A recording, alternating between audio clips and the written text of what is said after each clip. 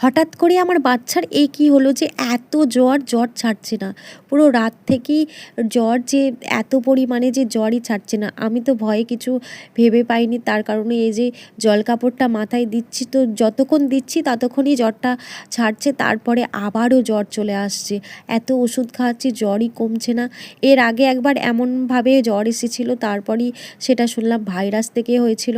তো এখন কী জন্য জ্বর আসছে আমি জানি না। তারপরেই আমি আমাদের বাড়ির এই বড় বাঁদরটার কাছে গেছি। ও আমাকে তো নানা রকমের ব্যায়াম দেখাচ্ছে।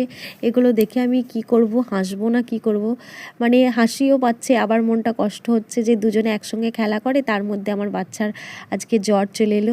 তো আমাকে বলছে, বড় মা আমি তোমায় একটা নাচ দেখাচ্ছি। তো নাচটা এমন দেখাচ্ছে, হাসিও পাচ্ছে। তো এদিকে আমাদের বাড়িতে সকালেই চলে এসছে আত্মীয়, আমার মানে দিদামার শাশুড়িকে দেখতে এসেছেন। তো এখানে মানে দেখি আর বেশিক্ষণ থাকেনি। এটা হলো আমার হাজব্যান্ডের জেঠু আর জেঠুমা, আর আমার বাচ্চাকে দিয়ে গেছে 100 টাকা। ও সবাইকে তুলে তুলে এই টাকাটা দেখাচ্ছে, মানে বাচ্চা মানুষ তো টাকা পেয়ে আনন্দ পেয়ে গেছে।